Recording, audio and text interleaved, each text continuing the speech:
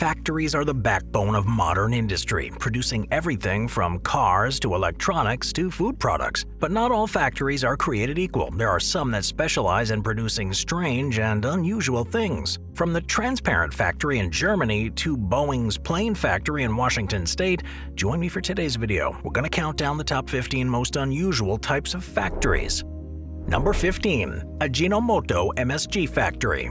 What exactly is MSG? Does it really make food better? And why do so many mall food court stalls hang signs saying no MSG? Well, MSG might have a bad name these days, but the cute little panda that guides visitors through the Ajinomoto MSG Factory tour sure does make an adorable case for the little-known yet widely consumed seasoning. The origins of Ajinomoto go back to the late 19th century, their Kawasaki factory having been established in 1914, when they were known as S. Suzuki and Company Limited. Cut to 9 years later, and the company and its factory got hit pretty hard, along with most of the region around Tokyo, by the Great Kanto earthquake. Times were tough for everyone. The owners of Ajinomoto Factory were seasoned professionals. Not wasting much time, they soon rebuilt into a food and chemical giant, starting with the early seaweed-based seasoning, adding soy sauce in the 1930s, pharmaceutical amino acids, and by the 1960s creating and packaging Ajinomoto, the monosodium glutamate of their namesake, and have since sold millions and millions of cute little panda bottles filled with tasty MSG. Not willing to be held down by the salty seasoning, Ajinomoto makes all kinds of food additives, quick-fix meals, and aspartame. In fact, they are the world's biggest manufacturer of the chemical, controlling around 40% of the market. But it's probably their MSG that is best known, and what brings visitors to the Kawasaki factory for tours every day. There's even a 360-degree immersive movie experience, a diorama and museum of factory history, a peek inside the fermentation tanks, and finally an opportunity to make and taste your own MSG seasoning. Just don't fall into those tanks. Ajinomoto translates to essence of taste, the motto ultimately adopted for the company name. The seasoning seems to work, and the tour offers a taste test to prove it, with a strange before and after slurp of miso soup. Oh yeah, and what MSG adds to food is what's known as umami, or the fifth taste. Number 14. La Fabrica. The planet is dotted with hundreds if not thousands of abandoned factories. These stone tombs sit empty and sad, collecting years and years worth of dust. Tearing them down just to build something new takes years of hard work and millions in cold hard cash. Sometimes it is easier to let these sleeping dogs lie, but there's another way, and only the most creative minds are figuring out just what it is. An architect in Barcelona has spent most of half a century renovating an old cement factory into his home office and managed to create a gorgeous statement of functionality and enchantment along the way. Known as La Fabrica, the modern-day fortress that houses Ricardo Bofill's firm Taller de Arquitectura is an oddly beautiful visual incongruence of exposed concrete and rich green flora. It's at La Fabrica where the works of humanity and nature not just collide, but they coexist. After purchasing the cement factory in 1973, Bofill transformed the 8 spacious silos into a lofty interior for his workshop. The repurposed space houses everything from offices to libraries to the firm's exhibition room, known simply as the Cathedral. Bofill himself resides within the factory as well, opting to live like a real-life James Bond villain. But then again, it may not be so bad considering his neighbors are plants and the forgotten dreams of the old cement factory.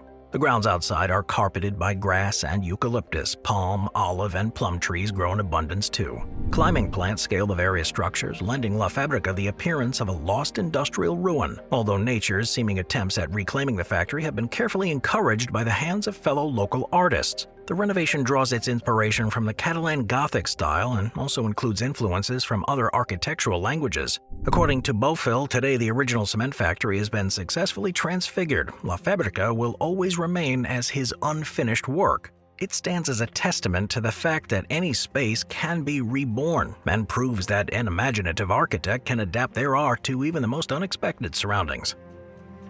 Number 13. The Transparent Factory.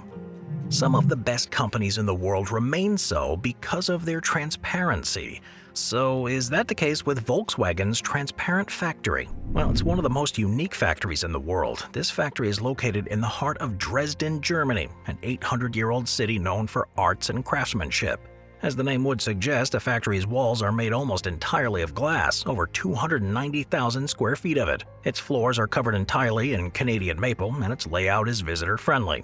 If the floor-to-ceiling windows weren't a huge indicator, VW wants people to come inside. The entire facility is set up to receive 250 tourists a day. But despite being a car factory, the place is pretty zen. There are no smokestacks, no loud noises, and no toxic byproducts. This factory handles final assembly only. Parts arrive and luxury cars depart. It's as simple as that. All the smelly, noisy operations such as stamping and welding and then painting the steel body take place elsewhere. Painted bodies arrive at the factory by truck, where the other 1,200 parts and 34 pre-assembled components are shipped to a remote logistics center some 3 miles away and are transferred from there to the factory via trams that run on Dresden's public transport tracks. The ground floor of the transparent factory houses a restaurant, and on the lower level is a simulator that provides visitors with a virtual test drive. But when it comes to hard bodies, the cars start out on a slow-moving 20-foot-wide conveyor belt that includes a box preloaded with all the parts required for the car during this assembly phase. Air conditioning vents flank the belt, and each car rides on a platform that each worker can elevate. Inductive chargers beneath the maple flooring recharge the electric screwdrivers and torque wrenches. This ain't your grandpa's assembly line. The production rate is a fairly leisurely 40 cars per day over 2 shifts, whereas the theoretical maximum speed is 150 cars per day with 3 shifts, at which point there will certainly be a time limit on each job. But then again, with cars coming in and out of the factory that fast, the visitors can't appreciate all the hard work that goes into each model. Save the speeding for when the VWs leave the factory and hit the 2-lane blacktop. Number 12. The Pantex Plant. The Pantex Plant is the only one of its kind in the U.S. It's owned and managed by the U.S. Department of Energy, but operated by the BWX Corporation. While Pantex is primarily a plutonium storage site and weapons disassembly plant, it can and has been used to build nuclear weapons. Replete with its own military security force, the plant, divided into zones, even has an experimental explosive test site known as Zone 11. It's an ominous place, and seeing what they do there all day, it's one of the more unusual factories in the world. Located 17 miles north of Amarillo in Texas, the Pantex plant sits on 16,000 acres of property owned by the U.S. government in Carson County. During the Cold War, Pantex was the final assembly for the 70,000 nuclear warheads produced during that period of proliferation. Originally built in 1942 as a bomb factory for use during World War II, it was decommissioned after the war.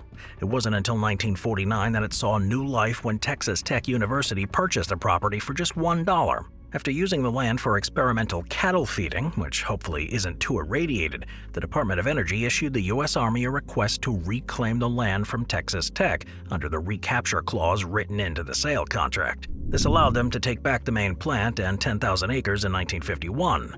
The rest of the property was leased from Texas Tech in 1989. Since the reacquisition of its nuclear weapon facility, the United States Department of Energy has spent millions on expanding and updating the facilities. Currently, this plant houses 9,000 pits of plutonium in underground bunkers. An expansion to house 11,000 more pits is expected after the results of an environmental impact report costing more than $30 million. The Department of Energy fined the contractors of Pantex $110,000 for the mishandling of a W-56 warhead in November of 2006, with workers complaining their negligence was due to working 72-hour shifts. Holy crap.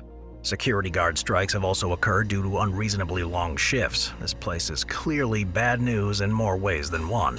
Ironically, the 20-acre property adjacent to the Pantex plant was purchased by peace activists in 1986 and dubbed the Peace Farm. The site exists to share information about the Pantex plant and to stand as opposition and witness to the plant, but the Peace Farm has since been reduced to a single acre. Visitation to the plant is difficult to say the least. All visitors are required to read a number of manuals in order to even be considered for visitation. Casual visitors need not apply. Even something as simple as standing outside the perimeter of the property could likely result in detainment and questioning. Number 11. Bronx Banana Ripening Facility. Bananas are one of the most consumed foods in the world, and the U.S. definitely eats their fair share. Despite the huge market, the states have very limited areas that possess the tropical climate necessary to produce the perfect banana, and they must be imported from far away, more tropical lands. The majority of bananas eaten in the U.S. are cultivated in South America, but the fruit is picked long before it's matured, so it can survive its lengthy travels to its less tropical destinations. This is where the secret life of the banana begins, and for many, it begins in the Bronx, New York. The Bronx is known for a lot of things: Jennifer Lopez, the Yankees, and even the Bronx Cheer. But the Bronx and bananas? Forget about it. But lo and behold, it's home to 4 banana ripening facilities that ship out of New York, sending millions of boxes per year of sweet yellow bananas to the masses. At any given time, the banana distributors of New York on Drake Street may have up to 20,000 cases of bananas in the building. To achieve maximum sweetness and desired ripeness from the hard, green, refrigerated fruit that's traveled so far, the bananas must be tricked, fooled, and bamboozled into continuing their ripening process once it's been tampered with by early picking and extended refrigeration. When the bananas reach the facility, the ripening process is kick-started in pressurized, temperature and atmosphere-controlled rooms that convince the fruit it's back in its sunny, humid zone, and not in a warehouse in the Bronx. There are 7 controlled stages of ripening. Each stage is closely monitored so the wholesale customers can get exactly what their particular market prefers. The process is pretty delicate, with the rooms able to ripen a banana to perfection in just 5 days at a precise 64 degrees Fahrenheit. Over a 24-hour period, each room is gassed with ethylene, which is produced by a steady stream from generators. Ethylene, a highly flammable plant hormone, was the cause of many banana ripening room deaths in the earlier days of injection technology, when explosions of ripening rooms were commonplace. So the next time you think all New Yorkers are bananas, you might be onto something. Number 10. USPS Remote Encoding Facility. Since humans have not yet invented AI capable of reading the worst handwriting in the world, a team of the finest United States postal workers toiled day and night in an effort to deliver the most indecipherable of mail. It's a tough job, but I guess somebody has to do it. Tucked away in a nondescript parking lot on the outskirts of Salt Lake City in Utah is the United States Postal Service Remote Encoding Center. What sounds like an esoteric Illuminati-esque group of people is really just your average everyday Joes. All day, every day, workers inside sit at specialized stations as monitors present scanned pieces of correspondence with questionable addresses scrawled on their envelopes. Shifts last all day, the full 8 hours, and employees are trained to take 10 seconds or less with each piece of mail as it whizzes by on their screen. It's their job to make an educated guess as to the intent of the sender before shuffling the once questionable piece of mail on its route for delivery.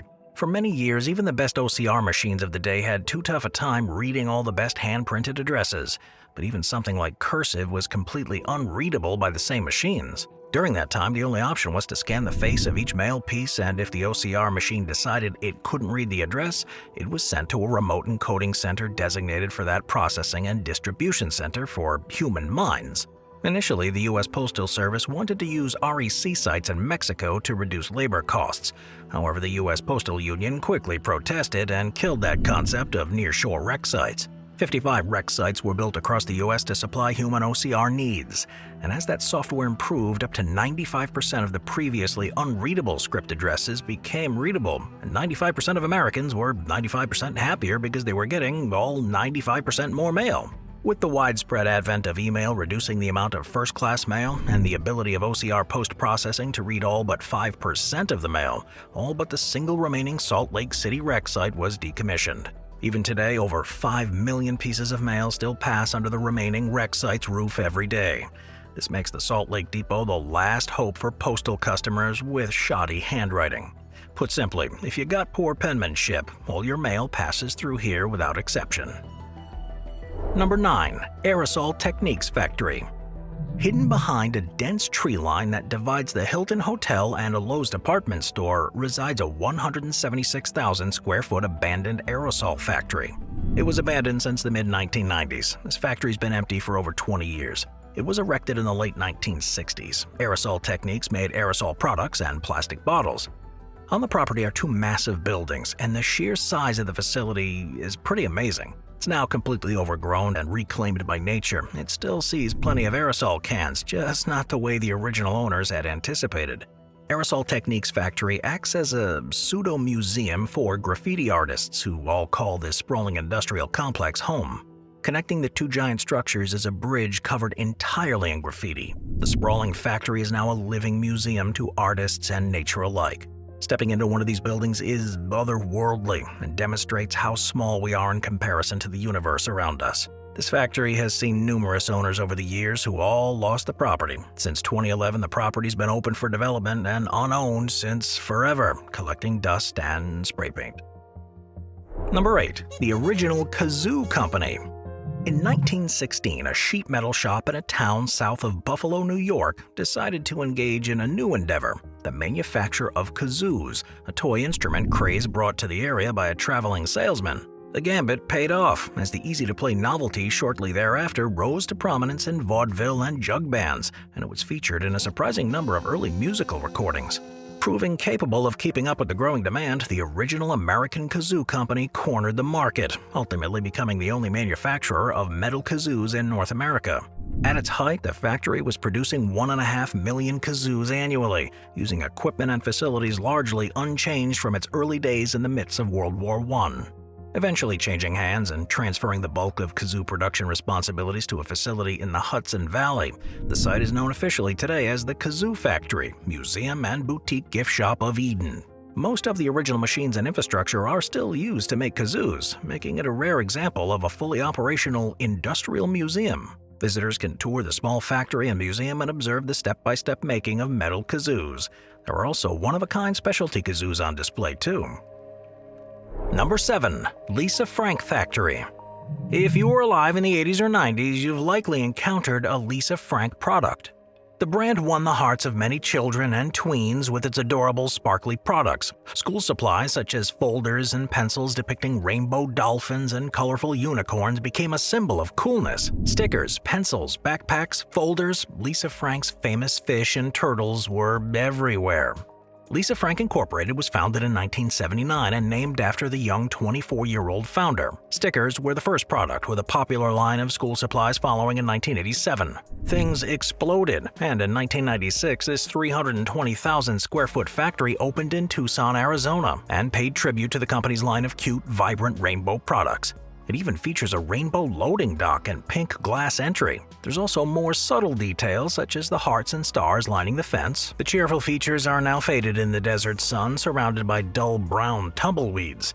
The factory once offered tours, but now the interior remains mostly a mystery, with only a handful of interior photos available from media coverage. Behind the pink glass, a giant statue of the brand's iconic yellow lab puppy guards the lobby. Journey deeper, and you'll encounter a giant panda in overalls with a can of rainbow paint and a brush poised and ready to make the world a little brighter. Sales declined as the young Lisa Frank diehard fans grew up, and rumors of poorly treated employees showed that maybe it wasn't all Technicolor puppies and rainbows. By 2015, the factory once employed 500 people and had dwindled down to only a handful of employees. Now the unloved building stands largely forgotten and has been on and off the market for years. A formerly fun building just sits there in the Arizona desert until someone somewhere decides to breathe new life into it. But how long will that take? Number 6. Crown Finish Caves. Unbeknownst to tourists and residents alike, there are caves full of aging cheese underneath the popular Crown Heights neighborhood in Brooklyn. Crown Finish Caves is a cheese aging facility operating in the underground vaults of the former Nassau Brewing Company, once used for aging lager beer in open barrels. Young or green cheeses arrive from mainly local artisan farmers, but some from as far away as Italy and ripen in the caves. This centuries-old process is called affinage, and it includes washing, brushing, and turning the cheese as it matures. The cheese is between 1 to 14 days old when it arrives, and it can take from just a few weeks to as long as a year to bring out its flavor and texture. Each cheese requires different circumstances to age ideally. The temperature in these cheese caves, located 30 feet below the surface, stays around 50 degrees Fahrenheit all year round, regardless of the season or the weather. The above part of the building, which is nearly 170 years old, has been converted into offices and workspaces, and the current owners considered honoring the building and Brooklyn's larger heritage by aging beer or wine in the caves. Instead, they decided to convert the caves into a New York State licensed dairy plant. The main tunnel has the capacity to hold 22,000 pounds of cheese. The beer legacy is honored, though, and sometimes they use locally brewed beers in part of their affinage process. Different beers have different effects on the cheeses. For food safety reasons, Crown Finish Caves does not offer tours of its facilities. It does, however, host events in the non-renovated caves, where there's no cheese being aged and therefore no risk of contamination. And unbeknownst to many New Yorkers, cheese aged in these Crown Heights caves is available in stores all over the city. Number 5. Dublin Bottling Works. In operation since 1891, the Dublin Bottling Factory only recently took its name after refusing to bow to Dr. Pepper's insistence on the use of high-fructose corn syrup in one of the greatest acts of resistance of all time. Formerly known as the Dublin Dr. Pepper Bottling Company, the factory was the first facility to bottle Dr. Pepper soda after its introduction in 1885. For over 100 years, the bottling plant produced relatively small batches using the drink's original recipe, involving real cane sugar. Even when the demand for the drink increased and mass manufacturing became a necessity, the Dublin facility continued to create only small batches of glass-bottled original recipe soda. When the use of cheaper corn syrup ingredients began being used to manufacture the drink, the operator of the historic plant, Bill Mr. Dr. Pepper Closter, refused to change his ways, citing the folksy philosophy that one ought to keep dancing with who brung ya. The sugary throwback produced by the plant came to be unofficially known as Dublin Dr. Pepper. This truly American rogue sugaring continued until 2012, until a battle with the Dr. Pepper Snapple Company, which could no longer brook their unwillingness to toe the line, caused the plant to lose all rights to bottle Dr. Pepper products and use the Dr. Pepper name. Closter had developed a museum of Dr. Pepper memorabilia and signage at the factory, which was also tragically disbanded thanks to the lawsuit. Now known simply as the Dublin Bottling Works, the site continues to bottle 7 other sodas using real cane sugar and equipment that dates back to the 1930s. The site still offers tours of the facility, and although the Dr. Pepper Museum is gone, there is a museum for the facility itself, showcasing 121 years of soda history, proving that it won't be fizzling out anytime soon. Number 4. Carreras Cigarette Factory. Walk by this old cigarette factory and you won't smell tobacco, walk through a haze of smoke, or even see any inkling of a cigarette. But what you will find are cats. The faces of black cats line the wall, their yellow eyes constantly staring at the street. 2 enormous cat statues man the door like feline guards ready to inspect anyone who attempts to enter. The Carreras Tobacco Company got its start in the 19th century as a small shop known for the local cat who frequently enjoyed napping at its window. The company adopted a black cat as its logo and kept this nod to its humble roots even after its grand Egyptian revival-style factory was unveiled in the 1920s. At the time, people around the world were captivated by stories of ancient Egypt thanks to the discovery of Tutankhamun's tomb. Vibrant Egyptian-style columns were erected outside the building's exterior, and 2 regal cat effigies meant to symbolize the goddess Bastet guarded its entrance. Based on its original plans, the building was meant to take the shape of a temple to the goddess. Even the factory's grand opening was packed with Egyptian revival extravagance. Even sand was dumped onto the pavement outside to make onlookers feel as though they'd been swept away into the desert. Performances from the opera paraded around the building, and other actors donned themed garb to set the mood. A chariot race was even staged nearby. But the factory's Egyptian flair didn't last for long. In the early 1960s, the building was converted into office spaces. Its signature decor was stripped away, and the 2 iconic cat statues that once sat outside the door were shipped off and separated. It wasn't until 1996, when the building came under new ownership, that its former grandeur was restored. Now the columns are once vivid again, black cats peer down from the wall, and replicas of the original effigies sit stoically near the door. Still no cigarettes, though. Number 3. Royal Flora Holland. Alright, it should come as no surprise that the largest flower auction on the planet belongs to the Dutch, who are synonymous with the notion of the blooming flora industry. It's known as the Wall Street of flowers. Flora Holland is the largest floral trader in the world. It's been around since 1911. Not only that, it is one of the largest auction houses of any kind in the world. They process flowers from 8,000 nurseries around the world and sell them to distributors at the Aalsmeer and Ilde warehouse, who in turn put bouquets into the hands of customers. Every day, approximately 20 million flowers from all over the world are sold off in this monolithic 243-acre building in a fast-paced computerized auction. Buyers can either sit at terminals in the actual auction house to place their bids, or do it remotely from their offices. They used to roll lots of flowers out for the bidders to see and smell, but those days have given way to the less romantic but more practical method of showing photographs of the wares on the terminals and leaving the actual goods in the freezer to keep them fresh. The Dutch style of bidding starts with the highest price and then steadily drops until someone's itchy finger hits the buzzer and secures the lot. It's kind of like a high-stress game show. This is the center point of 60% of the world's cut flower market. Its warehouse measures over 200 soccer fields in size. Workers move about this cavernous space via electric carts and aerial tramways. Sunflowers, daisies, roses, and of course tulips, and various other blossoms are stacked on giant rolling shelves, creating a colorful patchwork meadow when viewed from above. Perhaps because flowers are such an ephemeral, decorative luxury, it might seem odd that there's such a high-stakes industry supporting them. These are supposed to be the things of poetry, not spreadsheets and conference meetings. But Flora Holland balances both the romantic nature of flowers with the busy industry surrounding them. The company's copy is peppered with flowery slogans like "Where beauty meets business" and "Flowering the world, planting seeds of opportunity." Though flowers are sentimental, selling them has to be done quickly, seeing as how they won't last forever. Despite its struggles within the changing market, the auction is still an awesome place to visit, with the automated system of tracks and trolleys that move the product around, the tension of the buy, the thousands of beautiful blooms, and just the sheer size of the place. If you can get up early enough, you can visit the center and watch the action from a special gallery that puts you right in the middle of all the action. Just remember to bring some antihistamines. Number 2. Boeing's Everett facility. Alright, now we're getting big, really big. Think about the size of an airplane. Not a private jet or a small fighter, but a jumbo jet designed to whisk hundreds of travelers across the world in just a few short hours. Ever wonder how they make something like a Boeing 747? I mean, it has to start somewhere. Well, the Boeing factory in Everett, Washington is where it happens. It's also the largest Boeing factory in the world with a brain-busting 4.2 million square feet of floor area.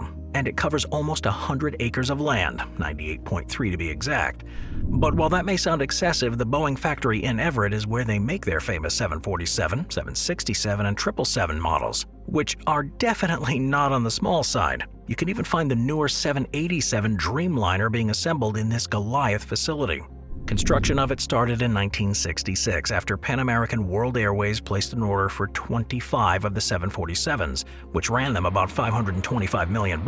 And when something is this big, you can bet your bottom dollar that it functions almost like its own city. If you can't get a job at Boeing itself but still want a piece of the action, you can work as a barista in Tully's coffee stands, full cafes, the Boeing store, and the theater. Yep, a theater. Or you can even be a tour guide on their Future of Flight Aviation Center and Boeing tour. This entire factory is big enough to act as its own high-flying town. All the Everett Boeing factory is missing is someone dressed as a mascot to take pictures with the kids. Imagine that sight.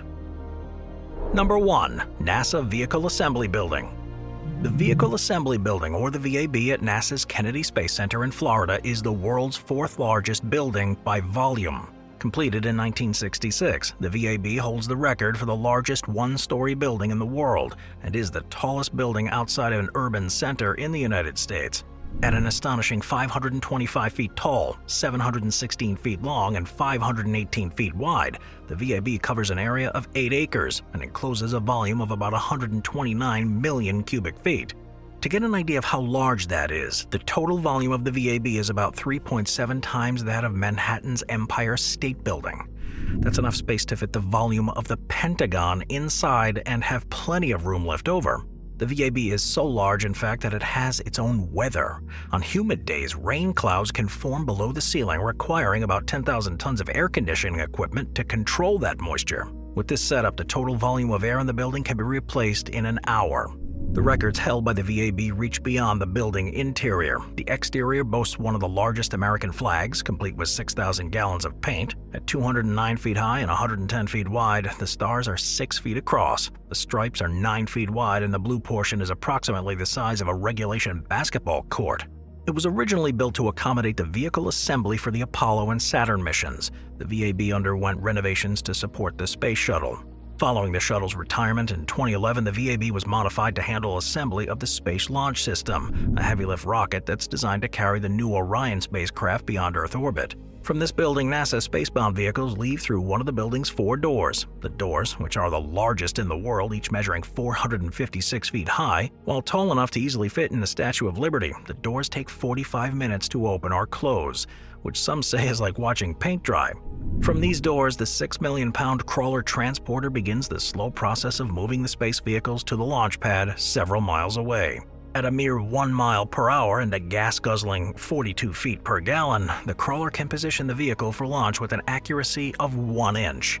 While the exterior of the VAB can be seen regularly on guided tours of the Kennedy Space Center, opportunities to view the building's interior are a much rarer occurrence. However, the Space Center is a crucial part of life for most locals. In fact, in honor of the traditional blast-off countdown, the region's area code is 321. I'll see you next time. Watch our binge-watching playlist if you'd like to watch all of our most popular top 15 videos. Grab a drink, grab a snack, and get ready to binge. The Top 5 show has launched channel memberships. Thank you to our channel members.